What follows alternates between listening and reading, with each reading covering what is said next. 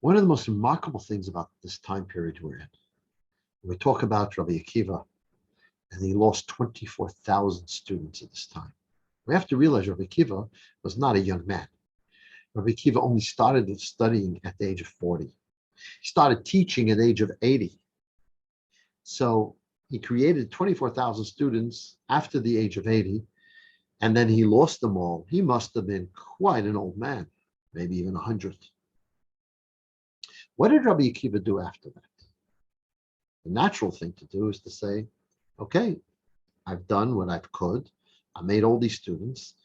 There was obviously something wrong. I made a mistake in how I educated them.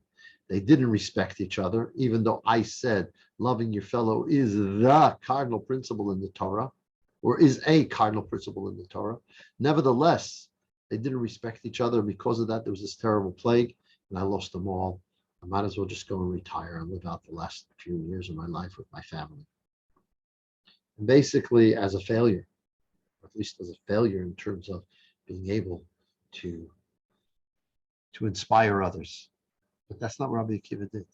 Remarkably, at this old age, on the very day that they stopped dying, the Talmud tells us Rabbi Akiva goes to the south, finds 5 students, amongst them Rabbi Shimon Bar Yochai, Rabbi Yehuda, Rabbi Yossi, Rabbi Meir, and he passes along the oral tradition to them, to the extent that the Talmud tells us that all of the oral tradition is based on these 5 students that Rabbi Akiva made after losing his other 24,000 students. So the continuity of Judaism as we know it came about because Rabbi Akiva, who could have easily given up and said, I failed, nevertheless did not. That is absolutely remarkable. Now, Winston Churchill famously said, what is success? The definition of success, not necessarily achieving your goals or making or having extraordinary achievements. Success is to go from failure to failure and not lose your zest, not lose your energy, not lose your excitement for life. Rabbi Akiva had this incredible failure, it would seem, but he went on and he made another 5 students. That's a tremendous lesson for each and every one of us in any area of life. And I want to share 2 remarkable stories that express this concept. One story is of a fellow who went to Italy. He was a fundraiser for yeshiva or something of that nature. Came to a home of a wealthy Jew. He was a God-fearing religious Jew, and he came to his home and he's quite impressed with the incredible mansion that the person has, the gold and the dishes and the crystals and the wall hangings and the Persian rugs, just unbelievable, beautiful home. But something strange he noticed in the cabinet that took a central position in the home, had a Chanukiah, and right next to the Chanukiah there was a jug, and in the jug there was a broken glass. And it was quite prominent in this home. So he asks the housekeeper, he asked the homeowner, what's this? What's the story of this? So he says, I'll tell you. I grew up in a Hasidic family in Holland. My grandfather lived here in Italy, and he was very successful in business, and he supported the whole family. We get a letter from my grandfather. My father gets a letter from my grandfather that things are tough for him physically. He's getting old, and he needs some help. Would I be able to come to Italy to help him in the business? Family felt there was no choice. He was supporting everyone, so I was sent. I came down to Italy and started to help my grandfather in the business, and I was very successful. But slowly but surely, together with success, I forgot slowly to do what I used to do. Here I stopped, didn't daven a mincha. Here I didn't do mariv. Here I didn't take the tefillin out of the cupboard. And slowly but surely, I dropped most of my Judaism, if not all. I got married to a Jewish woman, but also someone of high society, was not interested in Judaism either. One day I walk out of my home and I see a group of children, and one of them is standing there and crying. I said, what happened? This is a poor kid. He's very poor. His father sent him to buy a jug of oil for the first night of Hanukkah. So he went, a bottle of oil. So he went to the shops and bought a bottle of oil. And as he's walking home, he trips. The bottle falls to the ground, smashes. And now what's he going to tell his father? He doesn't have any more money to buy more oil. And he's very poor. And his father's going to scream at him. What am I going to tell my father? What am I going to tell my father? So I give this boy some money to go and buy another jar of oil, another bottle of oil. And then I went myself. I bought myself a Hanukkah menorah. Because I thought to myself, I'm already advanced in age. My children are already almost moving out of the home. And what am I going to tell my father? What am I going to tell my father in heaven? He wants to know, what have I done to give over Judaism to the next generation?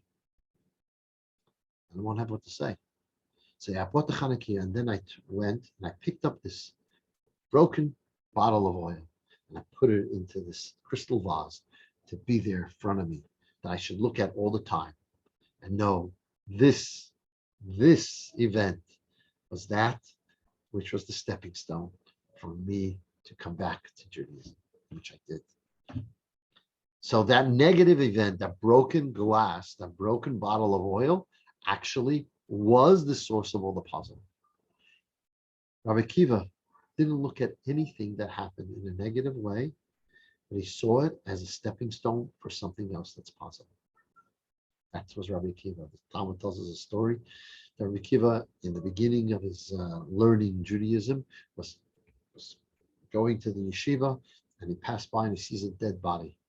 And he picks up the dead body, it's just lying there in the field, and he carries it to the cemetery, and he makes sure it has a burial and so on. He goes to the yeshiva and he tells his colleagues what he did.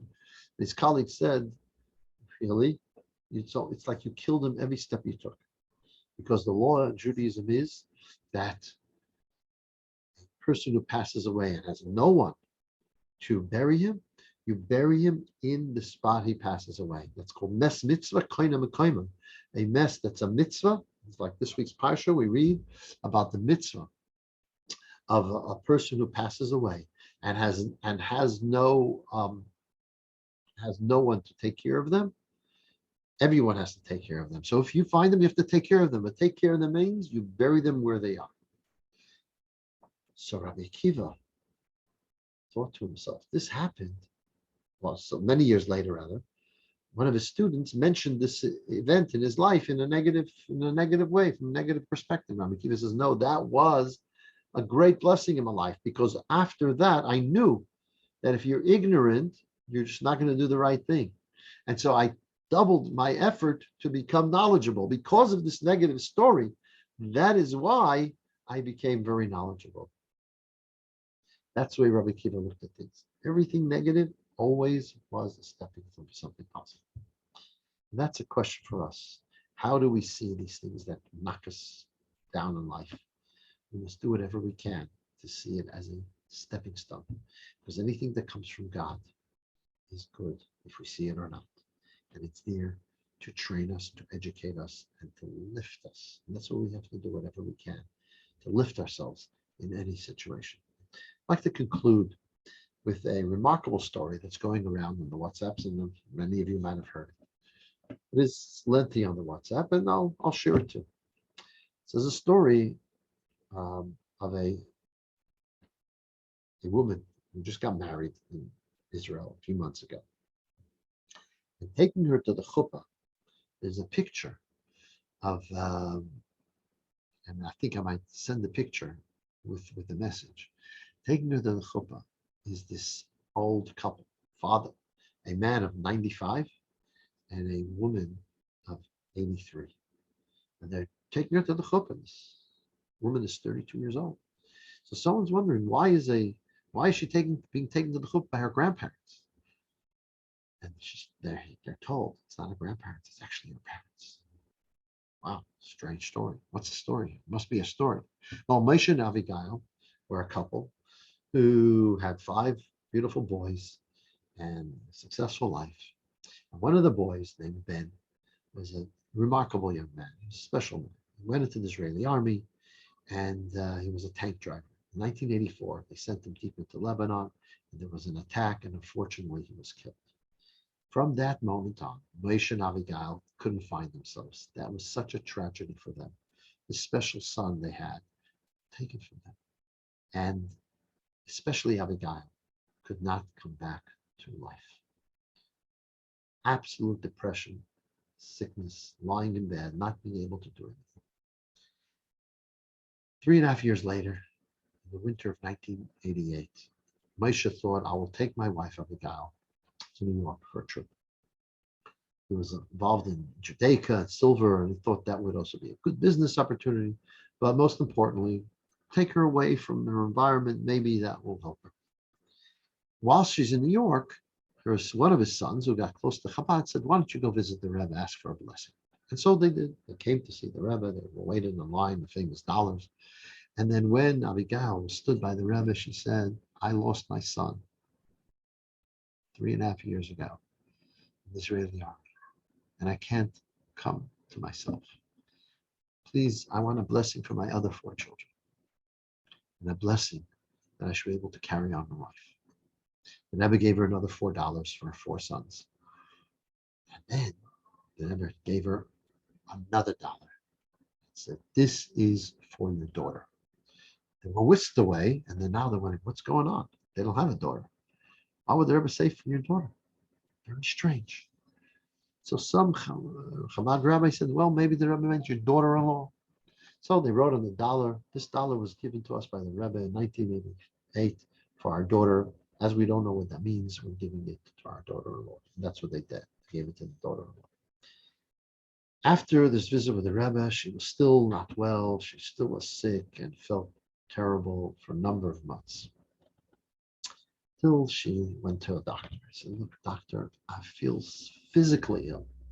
I can't get out of bed. I don't know what to do. The doctor says, I think your physical illness is as a result of a psychological one. I think you must go to a psychiatrist. She says, no, but I'm physically not well. She tells him all those symptoms. He says, based on your symptoms, you might very well be pregnant. He says, what, you're crazy? My youngest is 20 years old. I'm 51 years old now. What do you mean I'm pregnant? I don't know. Here's a pregnancy test. Do what you want. So she takes the pregnancy test, and sure enough, she's pregnant. Now, the moment she knows she's pregnant, she feels life coming back into her. Wow, I can have this baby. This is a new life, a new opportunity, a new start. The doctor had other ideas. You're crazy? At 51, you better abort. So, but she wanted to carry it. And she felt she had a bracha from the Rebbe also. So she didn't know what to do. Professors were telling her, you better abort. It's not healthy at this age to have this child. But she says, you know what? Let's go to the Rebbe. So she flies back to New York, goes to the Rebbe, says, Rebbe, I'm pregnant, and doctors say I must abort. I would love to have the baby. What does the Rebbe say? The Rebbe says to her, it'd be better for you if you went to shul and said holy words of Psalms than to run around to doctors. And that's what she did from then on. And then the Rebbe gave her another $1 for a healthy birth and a healthy baby. And that's what she did. From then on, for a number of months, she went to shul every day, said the holy words of Psalms, until the day came that she was ready to deliver the baby. And of course, it was a healthy baby girl. And that day that she had the baby girl, her daughter-in-law came to the hospital and gave back the $1 that was meant for her daughter. And this daughter, they are now taking to the chuppah. He is 95. She's 83. This 2-year-old daughter is being taken to the chuppah by their parents. And this indeed gave her a new life. They were young parents at that age. They had the baby carriage and they walked around the community as youthful young parents. It's just a remarkable story. But a message is that every negative thing that happens, we have to have the strength of Rabbi Akiva to carry on. carry on regardless. That is the future of Judaism, dependent on Rabbi Akiva being able to do so. Good Shabbos.